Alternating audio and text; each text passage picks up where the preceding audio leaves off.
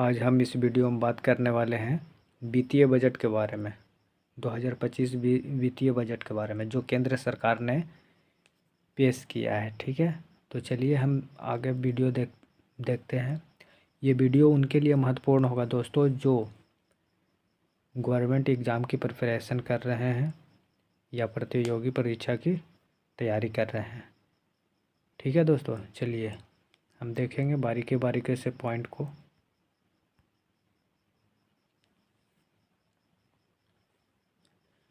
चलिए, तो सबसे पहला हम लोग जानेंगे कि वित्तीय बजट है क्या, तो उसको जानेंगे। देखिए, हमने कई इसके परिभाषा लिखा है। ठीक है, देखिए पहला परिभाषा हमने ये दिया है, ऐसे बजट जिसमें केंद्र सरकार द्वारा देश पर होने वाले खर्च और बचत का हिसाब शामिल होता है। ठीक है, या फिर अगला हम देखते हैं, कोई व्यक्ति जो है अपना घर के लिए बजट तैयार करते हैं। ठीक उसी प्रकार सरकार भी देश के हर क्षेत्र में किए जाने वाले कार्यों का बजट तैयार करती है। ठीक है, अगर बात करें साधारण शब्दों में तो देश पर हुई खर्च एवं आमदनी का हिसाब रखा जाता है। ठीक है ना, यानी देश पर जितना भी खर्च होता है या जितना भी दूसरे देश से आमदनी होता है या खुद का देश में आमदनी होता है, उसे क्या कह सकते हैं, वित्तीय बजट कह सकते हैं। आगे हम देखेंगे अगला पॉइंट। अगला पॉइंट है, सरकार और आम आदमी के बजट में कुछ ही अंतर है। आम आदमी को अपने घर का बजट तैयार करना होता है। आम आदमी जो होता है वो अपना घर का बजट तैयार करते हैं, और जो सरकार है, सरकार को पूरे देश का बजट तैयार करना होता है। ठीक है, चलिए अगला हम लोग पॉइंट देखेंगे।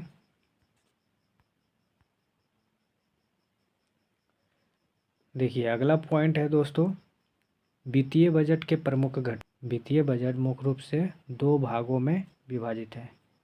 पहला में है राजस्व बजट, जिसको रेवेन्यू बजट भी कहते हैं। हम जानेंगे राजस्व बजट है क्या। तो राजस्व बजट जो है सरकार की आय और व्यय को दर्शाता है जो दिन प्रतिदिन के कार्यों को चलाने के लिए होता है। ठीक है, इसके दो भाग होते हैं। कौन कौन से होते हैं, तो ये कर राजस्व होता है जिसको टैक्स रेवेन्यू बोलते हैं। ये कर राजस्व में क्या क्या आता है, जैसे आयकर, जीएसटी, कस्टम ड्यूटी, उत्पाद शुल्क आदि। ठीक है, चलिए अगला पॉइंट देखेंगे हम लोग। अगला है आयकर राजस्व, जिसको नॉन टैक्स रेवेन्यू बोलते हैं। इसमें क्या होता है, तो लाभांश, फीस, जुर्माना, ब्याज आदि शामिल है। ठीक है, चलिए अगला पॉइंट हम लोग देखेंगे दोस्तों। अगला पॉइंट है दोस्त, तो पहला तो हमने यहाँ पे पढ़ा राजस्व राजस्व बजट के बारे में, और दूसरा जो है वो है पूंजी बजट। दूसरा क्या है, पूंजी बजट है। देखिए यहाँ पे पूंजी बजट क्या है, तो पूंजी बजट में सरकार के उन खर्चों और प्राप्तियों को शामिल किया जाता है जो दीर्घकालीन विकास से जुड़े होते हैं। ठीक है ना, यानी लंबे समय से जो है विकास से जुड़े होते हैं। अगर बात करें कि पूंजी बजट के कितने भाग हैं, तो दो भाग हैं। वो कौन कौन से हैं, तो पहला है पूंजीगत प्राप्तियां, जिसको कैपिटल रिसिप्ट्स बोलते हैं। पूंजीगत प्राप्तियां हैं क्या, तो ये है वे स्रोत जिनसे सरकार को धन प्राप्त होता है। जैसे हम जाने तो किन से धन प्राप्त होता है, तो ऋण। दूसरा है सरकारी परिसंपत्तियों की बिक्री के द्वारा लोगों को लोन देते हैं। दूसरा है, अभी हाल ही में जैसे हम बात करें तो जो एयरलाइंस, एयर इंडिया जो है, एयर इंडिया को भी क्या किया गया है, पहले सरकारी था उसको प्राइवेट के हाथों बेच दिया गया है। ठीक है, चलिए आगे हम लोग जानते हैं विनिवेश। ठीक है ना, आगे हम लोग जानते हैं आगे हम लोग जानेंगे पूंजीगत व्यय, ठीक है ना, वे खर्च जो संपत्तियों के निर्माण और विकास में होते हैं। जैसे हम बात करें इंफ्रास्ट्रक्चर, इंफ्रास्ट्रक्चर में आता है सड़क, रेलवे पुल, रेलवे लाइन, ये इत्यादि में क्या करते हैं सरकार द्वारा खर्च किए जाते हैं। या फिर बात करें कि सरकारी कंपनियों में रक्षा उपकरणों की खरीद, जो भी देश के रक्षा के लिए विदेशों से जो उपकरण आते हैं वो भी क्या होता है, उसके लिए सरकार क्या करती है, खर्च करती है। ठीक है, चलिए आगे हम लोग बात करते हैं।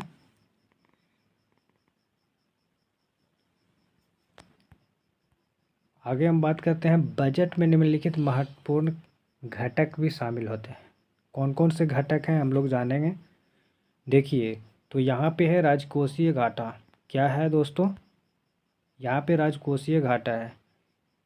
ठीक है, ये इसमें क्या होता है, जिसको हम लोग फिस्कल डिफिसिट बोलते हैं, सरकार के कुल खर्च और कुल आय, ठीक है, के बीच का अंतर, यही क्या होता है, राजकोषीय घाटा। ठीक है, अगला हम लोग जानेंगे।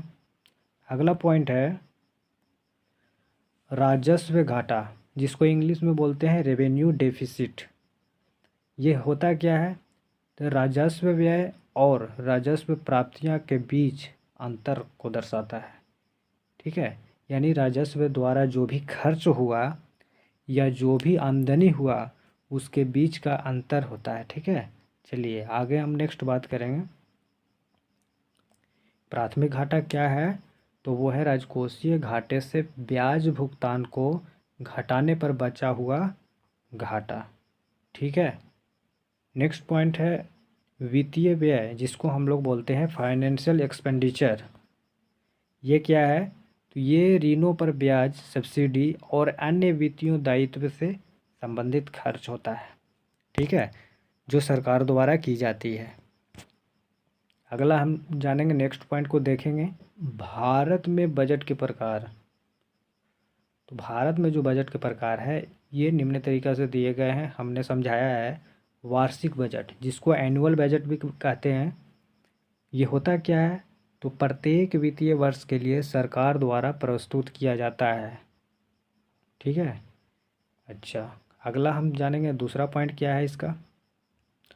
दूसरा है अंतरिम बजट, जिसको इंटरिम बजट भी कहते हैं। ठीक है, ये क्या है, तो जब चुनाव से पहले सरकार पूरी तरह से बजट पेश नहीं कर सकती है तो यह अस्थाई बजट होता है। ठीक है ना, जिसे क्या बोलते हैं, अंतरिम बजट बोलते हैं। चलिए नेक्स्ट पॉइंट हम लोग देखेंगे। नेक्स्ट पॉइंट है पूरक बजट, जिसको सप्लीमेंट्री बजट भी बोलते हैं। ठीक है, तो ये क्या होता है, देखिए ये होता है यदि वित्तीय वर्ष के दौरान अतिरिक्त खर्च की आवश्यकता होती है तो यह बजट पेश किया जाता है ना। अगर वित्तीय वर्ष के समय अगर देश की अधिक खर्च बढ़े तो उसमें क्या होता है, ये बजट पेश की जाती है। ठीक है, चलिए अगला पॉइंट हम लोग देखते हैं। चौथा नंबर है शून्य आधारित बजट, जिसको जीरो बेस्ड बजट बोलते हैं। ये होता क्या है, तो इसमें क्या होता है, इसमें प्रत्येक वर्ष सभी खर्चों की समीक्षा करके उन्हें नए सिरे से अनुमोदित किया जाता है। ठीक है, चलिए अगला हम लोग नेक्स्ट पॉइंट देखेंगे। अभी जो पढ़ा हमने वो वित्तीय बजट के बारे में पढ़ा कि क्या होता है वित्तीय बजट। अब हम जानेंगे कि ये जो 2025 चल रहा है उसमें जो वित्तीय बजट पेश किया गया है वो कब पेश किया गया है, किसने किया, जानेंगे। तो देखिए यहाँ पे जो है 1 फरवरी 2025 को निर्मला सीतारमन जी ने केंद्रीय बजट प्रस्तुत किया था, जिसमें मध्यम वर्ग के लिए कई महत्वपूर्ण प्रावधान शामिल है ना। चलिए वो क्या है देखिए, जानते हैं। आयकर में राहत देते हुए अब 12 लाख तक की वार्षिक आय को कर मुक्त कर दिया गया है।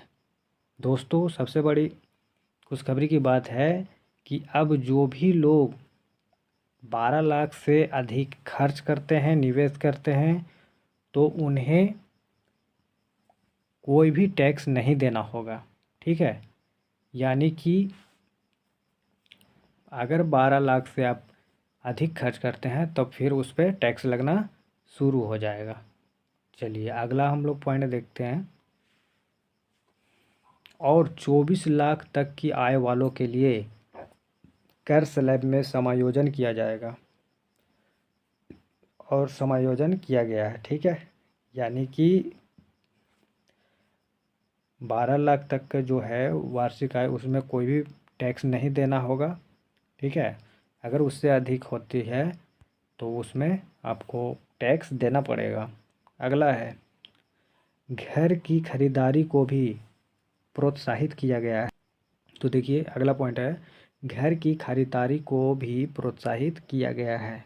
ये क्या है? और विभिन्न उपभोक्ता वस्तुओं पर शुल्क में कमी की गई है। मतलब कुछ उपभोक्ता है, कुछ वस्तुएं ऐसे हैं जिसमें क्या किया गया है, उसमें उसकी कीमत में कमी की गई है। आगे हम जानेंगे क्या महंगा हुआ है सरकार के द्वारा इस बजट के द्वारा, और क्या क्या सस्ता हुआ है और क्या महंगा हुआ है। तो चलिए हम जानेंगे। अगला पॉइंट को देखते हैं। अगला पॉइंट है दोस्तों, इन प्रावधानों से सरकार को 1 लाख करोड़ के राजस्व का नुकसान होगा, जो पूंजीगत व्यय योजनाओं को प्रभावित कर सकता है। ठीक है, चलिए नेक्स्ट पॉइंट है दोस्तों, बजट 2025 में क्या हुआ सस्ता। तो आइए दोस्तों हम लोग जानते हैं कि 2025 के बजट में क्या क्या सस्ता हुआ है। इलेक्ट्रॉनिक्स की जो भी सामानें हैं वो सस्ता हुई है। दवाई है, ठीक है ना, उस पर। अगला है 36 जीवन रक्षक दवाएं। ठीक है, और सबसे बड़ी बात है कि जो कैंसर की दवाई हैं इस पर भी जो टैक्स लगती थी, जीएसटी या जिस तरह से भी, वो क्या की गई है, इसमें कमी की गई है। इलेक्ट्रिक गाड़ियाँ की बात करें तो उसमें भी क्या किया, बजट में क्या हुआ है, सस्ता हुआ है। उस पर जो टैक्स लगते थे वो क्या हुआ है, कम हो गई है। Mobile phone, mobile battery, fish paste, leather goods, LED TV, ये सभी क्या हुए हैं, सस्ता हुआ है दोस्तों। अब जानेंगे कि इस बजट में महंगा क्या हुआ है। तो यहाँ पे है महंगा, देखिए क्या क्या हुआ है। इंटरेक्टिव फ्लैट पैनल डिस्प्ले, इन पर बेसिक कस्टम ड्यूटी 10% से बढ़ाकर 20% दी गई है, जिससे इनकी कीमतों में वृद्धि हुई है। ठीक है, जैसे दूसरा है बने हुए कपड़े, जिसको हम लोग बोलते हैं नीटेड फैब्रिक्स, इन पर भी क्या किया गया है, 10% से बढ़ाकर 20% कर दिया गया है, जिसके कारण इसके भी कीमत में वृद्धि हुई है। या फिर बात करें स्मार्ट मीटर, सोलर सेल, आयातित जूते, है ना, आयातित मोमबत्तियाँ, आयातित नौकाएं, अन्य जहाज, पीवीसी फ्लेक्स, फिल्में, सीट और बैनर, कुछ आयातित बुने हुए कपड़े, इन सभी का क्या क्या हुआ है, महंगाई हुआ है। दोस्तों यहाँ पे हमने देखिए कि अच्छी तरह से समझाया है कि कौन कितना निवेश करेगा तो उसे कितना टैक्स देना होगा। तो देखिए हमने यहाँ पे बताया है, अगर 0 से 4 लाख रुपया आप क्या करते हैं, निवेश करते हैं, तो उसमें आपको एक भी टैक्स नहीं देना होगा। ठीक है, अगर आप 4 लाख से 8 लाख निवेश करते हैं तो उसमें आपको 5% का टैक्स देना होगा। ठीक है, अगर आप 8 से 12 लाख रुपया का ये करते हैं तो उसमें आपको 10% की टैक्स देना होगा। ठीक है, और अगर 12 से 16 करते हैं तो उसमें 15%। अगर कोई व्यक्ति 16 से 20 लाख रुपया निवेश करता है तो उसको उसमें 20% का टैक्स देना होगा। अगर 20 से 24 लाख अगर कोई व्यक्ति निवेश करता है तो उसमें 25% क्या करना होगा, टैक्स चुकाना होगा। ठीक है। और बात करें आगे तो इसमें 24 लाख, सॉरी देखिए यहाँ पे, अगर 24 लाख रुपया से अधिक निवेश करता है तो उसको 30% देना होगा। ठीक। तो दोस्तों कुछ आप लोगों के लिए महत्वपूर्ण हमने क्वेश्चन बनाया है जो कि आप लोगों के लिए बहुत महत्वपूर्ण होगा। देखिए क्या है क्वेश्चन। सबसे पहला क्वेश्चन हम लोग देखते हैं। पहला क्वेश्चन है, भारत में पहला बजट किसने और कब प्रस्तुत किया था। तो बात करें, ये जो प्रस्तुत किया था जेम्स विल्सन ने। किसने? जेम्स विल्सन ने किया था। कब किया था? तो 1860 ईस्वी में किया था। किसके शासनकाल में? तो ब्रिटिश शासनकाल में। ठीक है। चलिए वो थे अगला हम R.K. लोग जानेंगे, षणमुखम चेट्टी। स्वतंत्र भारत का पहला बजट किसने पेश किया था? कब किए थे? तो 26 नवंबर 1947 को, है ना। चलिए आगे बात करते हैं तीसरा नंबर सवाल की। तीसरा नंबर सवाल है, भारत में पहली बार ब्लैक बजट कब पेश किया गया था और किसके द्वारा? तो बात करें 1973 से 74 में यशवंत राय चौहान के द्वारा ब्लैक बजट पेश किया गया था। ठीक है दोस्तों। चलिए अगला हम लोग नेक्स्ट बात करते हैं, अब तक का सबसे अधिक बार बजट पेश करने वाले वित्त मंत्री कौन थे? तो वो थे मोरारजी देसाई। कितनी बार ये बजट पेश किए थे? तो वो 10 बार बजट पेश किए थे। तो पांचवा सवाल है, भारत में आम बजट और रेल बजट को एक साथ कब पेश किया गया था? तो कब पेश किया गया था? 2017 में। किनके द्वारा? तो अरुण जेटली जी के द्वारा किया गया था। ठीक है। चलिए अगला सवाल देखते हैं। अगला सवाल है दोस्तों, भारत का पहला पेपरलेस बजट किस वर्ष पेश किया गया था? तो वो पेश किया गया था 2021 से 22 में। किनके द्वारा? तो वो निर्मला सीतारमण जी के द्वारा पेश किया गया था। ठीक है दोस्तों। चलिए अगला क्वेश्चन देखिए। 7वां नंबर सवाल है, भारतीय संविधान के किस अनुच्छेद के तहत वार्षिक वित्तीय विवरण पेश किया गया था? तो देखिए दोस्तों, कौन सा अनुच्छेद के द्वारा पेश किया गया था? तो अनुच्छेद 112 के तहत। ठीक है। चलिए अगला 8वां सवाल देखते हैं। संविधान के अनुसार बजट को संसद में किसके द्वारा पेश किया जाता है? तो वो पेश किया जाता है राष्ट्रपति की स्वीकृति के बाद वित्त मंत्री द्वारा। ठीक है। कहाँ पेश किया जाता है? तो लोकसभा में प्रस्तुत किया जाता है। ठीक है। चलिए अगला हम सवाल देखते हैं। 9वां नंबर सवाल है, भारत का पहला डिजिटल बजट किसे कहा जाता है? तो दोस्तों बात करें तो 2021 से 22 में जो बजट पेश हुआ था, ठीक है दोस्तों। चलिए अगला सवाल है 10वां नंबर, भारत का अब तक का सबसे लंबा बजट भाषण किस वित्त मंत्री ने दिया था? तो वो हैं निर्मला सीतारमण जी ने। क्या किया था? सबसे लंबा भाषण दिया था। कब? 2020 से 21 में। अब देखते हैं कि कितना समय लगा था इनको भाषण देने में। तो 2 घंटे 42 मिनट लगा था। ठीक है। चलिए 11 नंबर सवाल है, भारत का पहला अंतरिम बजट किस वर्ष पेश किया गया था? तो वो कब पेश किया गया था? 1948 में। ठीक है। भारत का पहला अंतरिम बजट किस वर्ष पेश किया गया था? 1948 में पेश किया गया था। ठीक है दोस्तों। 1948 में R.K. षणमुखम चेट्टी के द्वारा क्या किया गया था? भारत का पहला अंतरिम बजट पेश किया गया था। चलिए लास्ट सवाल है, किस वर्ष से बजट पेश करने का समय 5 बजे से बदलकर सुबह 11 बजे कर दिया गया? तो कब किया गया था?